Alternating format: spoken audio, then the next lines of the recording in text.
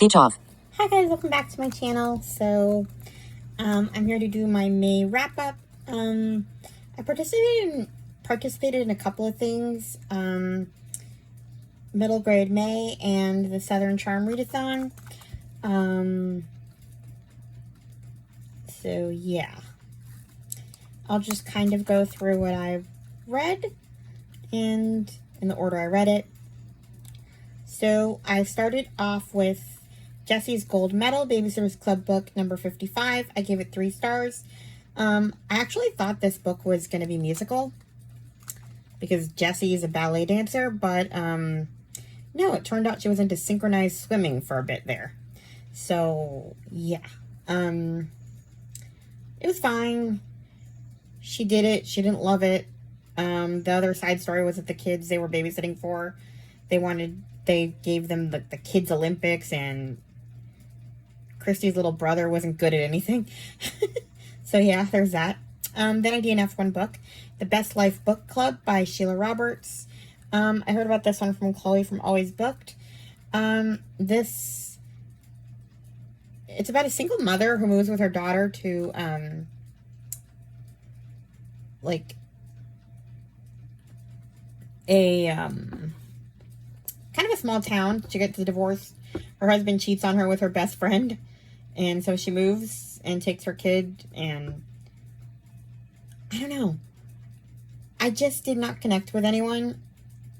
I think I read like 25%, and I was just bored, and I know I should be like rooting for the mom because, you know, to like get as much distance from the dad as possible, but it sounds like he was a decent dad to the kid, and she, like, all you read about is her missing him, and I'm just like, because like the mom moved away from the area, so she sees him every other weekend, and it's not very long, and she's like, it's just sad to read about, I guess. Like, I know he caused the mess, and I understand why she had to move for probably her own sanity and mental health. Who wants to see her best friend having your husband's baby? Like, I get it, but it made me feel sorrier for the kid, I guess, because she was missing him, and it sounds like he wasn't a terrible father, I guess, in other, like, I mean, he was a terrible father in what he did to her mother, but, like, I don't know. It was just very, I think it would have been easier if he was, like, a total monster. But other than that, like, it just made me depressed, so I gave it up. Anyway. Then I did find a book for the prompt for a book with music in it. I read Keep Out Claudia, Babysitter's Club number 56. I gave this one 4 stars. I can't even remember why this had music. Oh, yeah. Okay, I read this so long ago, the beginning of the month, and I've been sick twice. Anyway, in this one, Claudia, they get new babysitting clients, and they're total racists, and Claudia's Japanese American, so that's why it's called Keep Out Claudia. And the kids, they're doing like a production of Fiddler on the Roof, and the mom is like completely against it because it's a Jewish story, I guess. I don't know. She's a total crazy racist person, so yeah. Then I read Babysitters at Shadow Lake, Babysitters Club Super Special number 8. I gave it 2 stars. Honestly, I have not been enjoying the super specials that much. They're just boring, most of them, but I read them because, well, I'm keeping up with the podcast, and also just yeah, I'm keeping up with the podcast, and I need to read things in order. So yeah, I gave it 2 stars. It was fine. Watson takes, you know, that's Christy's stepfather, millionaire, takes the family to Shadow Lake, and they bring all the babysitters, and some of the kids bring friends, and it was whatever. Then I read Mary Ann and the Secret in the Attic, Babysitter's Club Mystery number 5. This one was actually interesting. I gave it 4 stars. Basically, Mary Ann has like a dream. She starts having like these dreams that turn to be They turn out to be memories, probably of her early childhood. So she starts investigating kind of what happened after her mom died, and like she realizes she has grandparents, and it's a whole thing. The only downside to this book is that the mysteries and the super specials are not on audio, so I have to read them on Bookshare, and there's a lot of like pictures in them, and like pictures of letters and stuff that are not in Braille, so I missed this whole section at the end of this book where Mary Ann is writing letters to her friends when she goes to visit her grandparents. I was so annoyed because it just ends super abruptly, and I found out what happened in the podcast, so I was mad. Anyway, next I read for a prompt, Hold Your Horses, a slow burn romance, or book that takes time to unfold. I read Our Darkest Night by Jennifer Robson. I heard about this one from Krista from Books and Jams. Basically, to survive the Holocaust, I cannot speak. To survive the Holocaust, a young Jewish woman must pose as a Christian farmer's wife to survive the Holocaust. It's a marriage of convenience, or arranged marriage. I don't even think it's... Did they actually get married? Or did they just pretend to be married?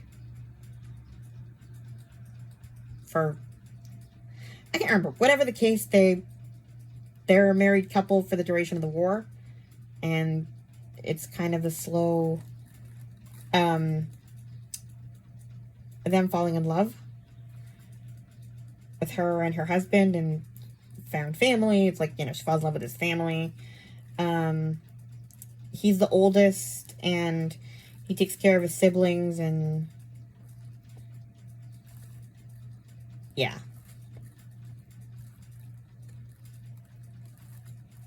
So this guy, Nico, the woman's name is Antonina, and Nico is the guy in the story, and he was actually going to become a priest, and then he had to run his family's farm when I think his dad passed. No, I forget why he had to run the family farm, but yeah, they had to pretty much convince people that they were married, and she wants to be a doctor, not a housewife, and it's the whole thing. And yeah, it's definitely a slow burn, but it was a good read. I liked it. What did I give this book? I forgot to write that down. Maybe 4 or 5 stars. Then for Y'all Come Back Now, a book set in the South or rural area. I read The Librarian of Boone's Hollow by Kim Vogel Sawyer. I give this one 4 stars. I heard about this one from Morgan's Endless Bookshelf. This is about a traveling librarian who goes into the mining towns of Kentucky on horseback and to deliver books during the Great Depression. And the girl's name is Addie.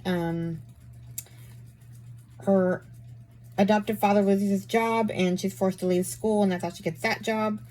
And the families in the hills don't really like her very much. They're pretty prejudiced. And then there's a love interest in this too, which is nice. He's nice enough. And I love Nanny Faye, who's this eccentric old woman that they're all terrified of.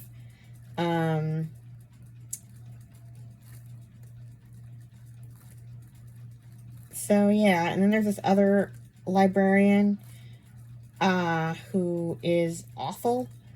Honestly, that was the only thing that kept it from being a 5-star, I think.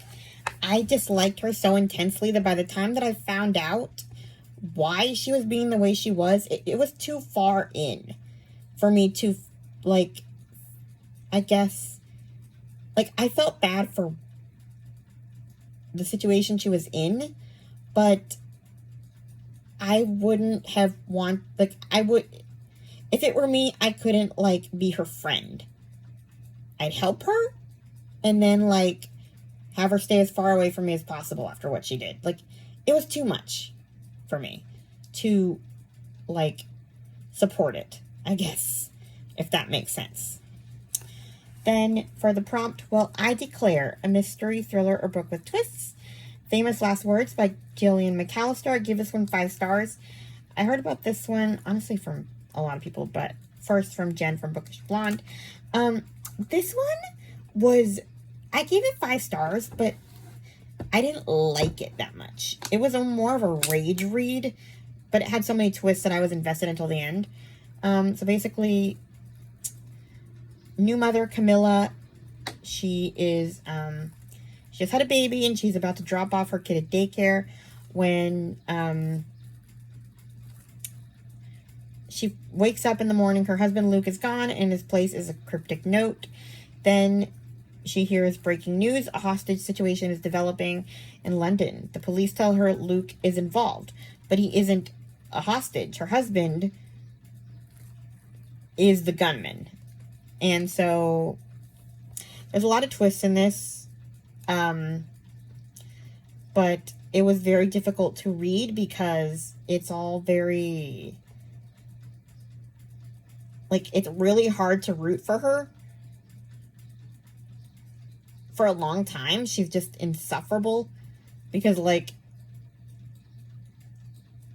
it's a good thing she was insufferable, put it that way, or tenacious, but I think I probably would have not been able to take her if she was real, because, like, I mean, you saw this guy with a gun and you still think there was reasons for him to do it. Like, I don't know. She was just infuriating, but it's still worth the read because there's stuff that happens you don't expect. So, yeah. Then I read Once for Yes by Allie Millington. I give this 3 stars. This is basically, she writes books where, like, objects have personality. So in this case, we have an apartment building that, I guess, has a mind of its own.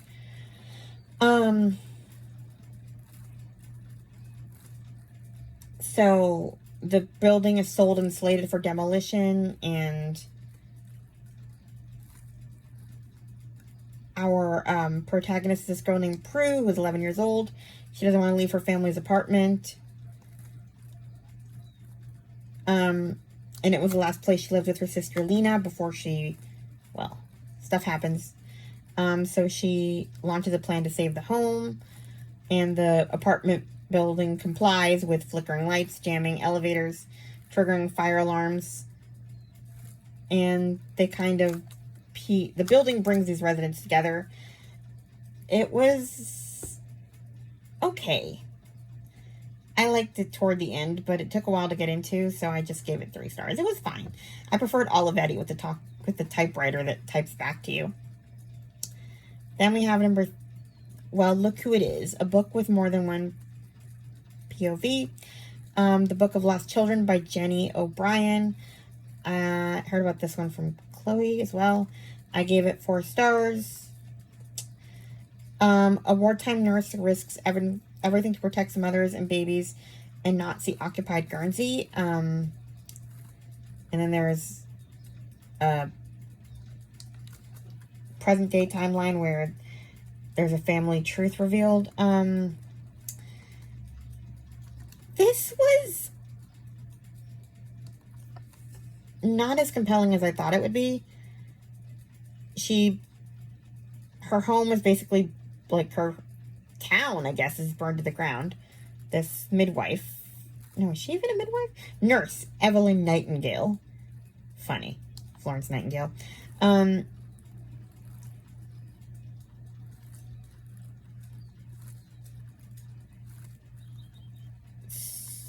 But yeah, she ends up being captured and taken to this, like, place where they're pretty much raising, like,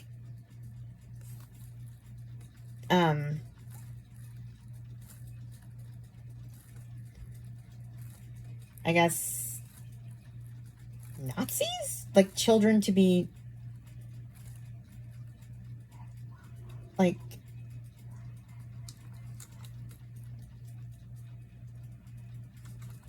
I don't know.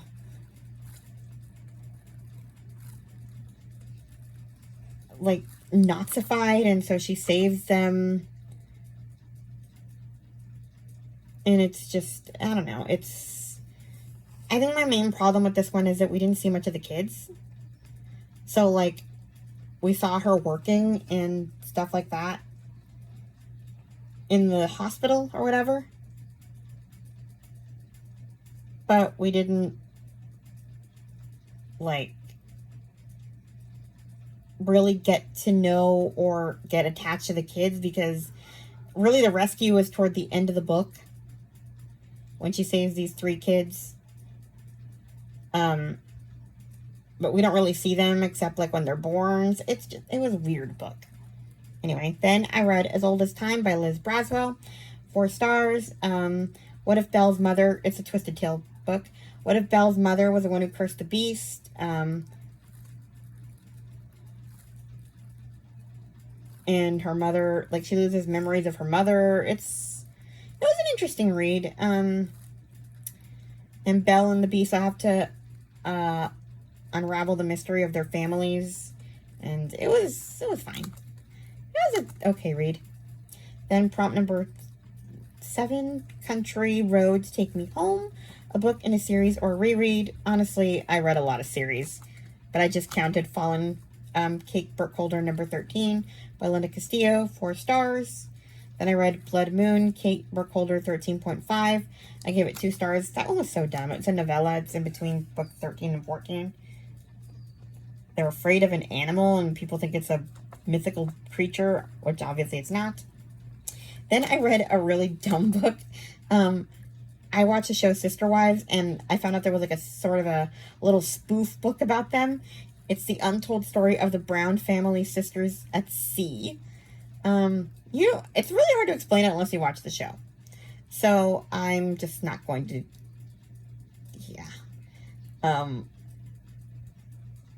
you have to be in on the joke to get this book. So I'm just going to leave it there. Then I finished my nonfiction book of the month, Stealing Home, Los Angeles, the Dodgers, and the Lives Caught in Between by Eric Nussbaum. I give it some 5 stars. This was actually more interesting than I ever thought it would be. The story of how Dodger Stadium came to be and all the families that were taken out to create it. It was wild. I met the author at Braille Institute. Got a picture with him. It was cool. Then I read All I Ever Wanted by Kate Hewitt. I gave this 3 stars. I hated everyone. Both people. This infertile couple, they can't have kids. Well, she can't have kids. He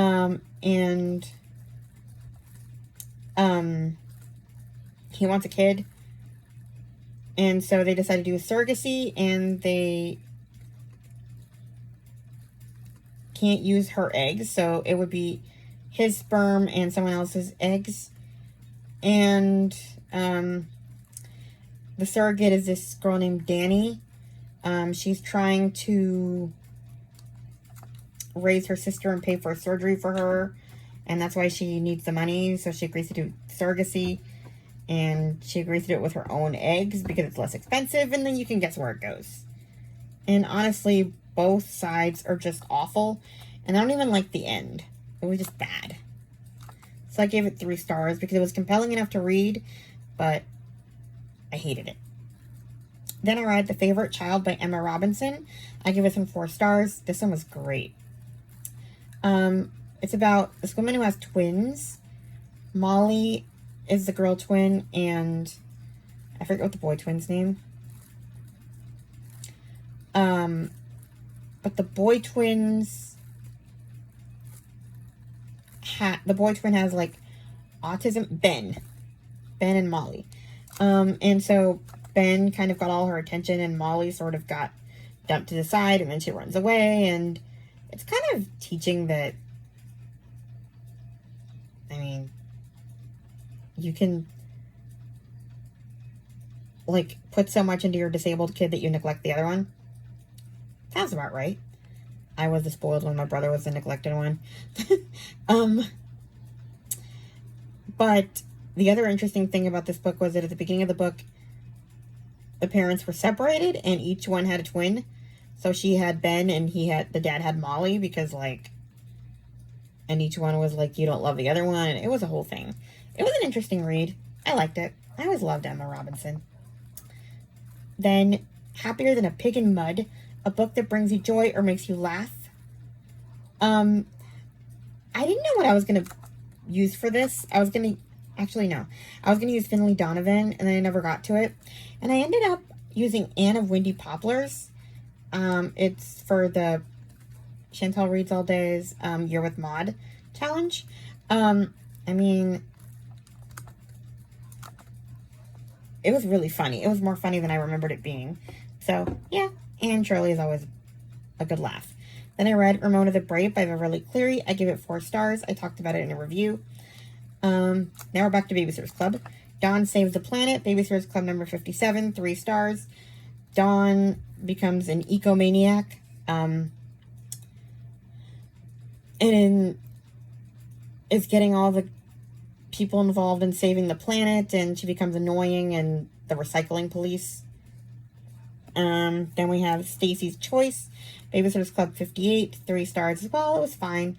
Her mother gets sick, and her father wants her to go to his stupid company dinner because he got a promotion.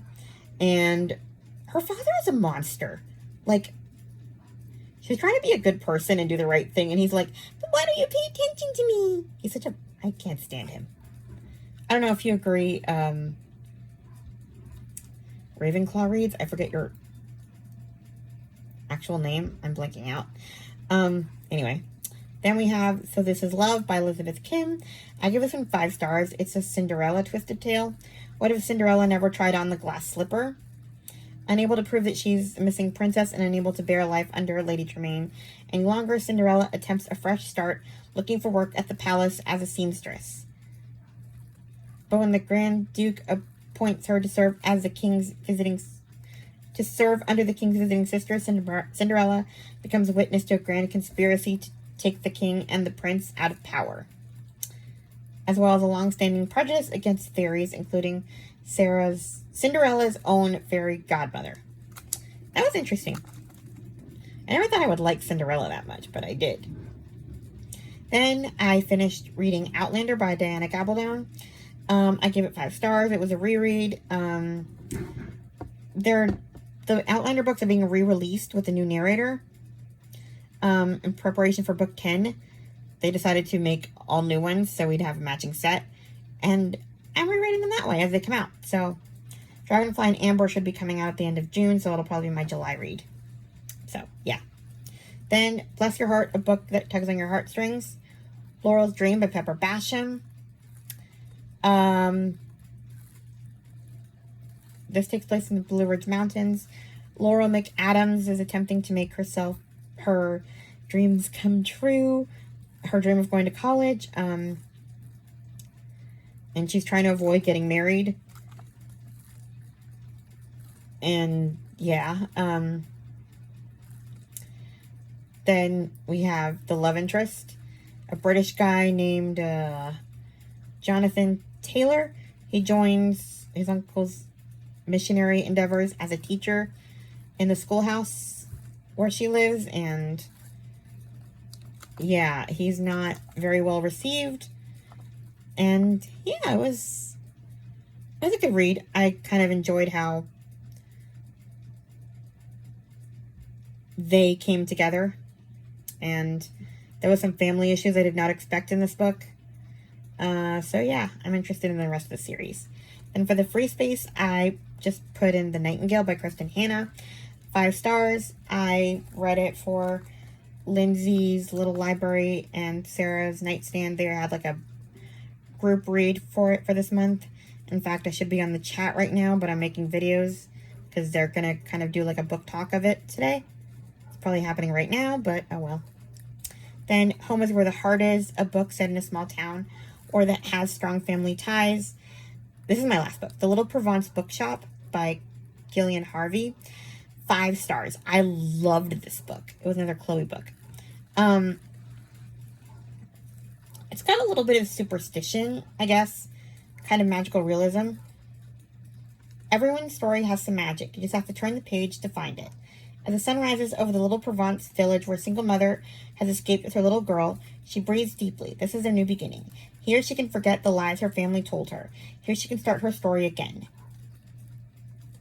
Later, she opens the door to the town's tiny bookstore where she is to work, ready to meet the mysterious owner, Monique, for the first time. She expects an ordinary bookshop, but this bookstore feels somehow different, magical. Breathing in the smell of books, she feels a jolt of something. It feels like a new chapter beginning. As she gets to know the villagers, including the handsome Andre and friendly Michelle, she starts to believe in the magic of this new start. But can a runaway like Adeline ever find what she's looking for? Or is a happily ever after just another fiction? So yeah, it's found family, a little bit of romance. Not too much, honestly. It's kind of a hint at something could happen in the future, but it was the only book that I gave 5 stars where I meant it. Like, I love this book. So, yeah, that's everything I read in May. Honestly, I did not read a lot of books that I loved this month. So, hopefully June will be better. Please like, comment, and subscribe, and I'll talk to you guys in my next video. Bye! Speech on. Close. Button. Close. Stop recording video.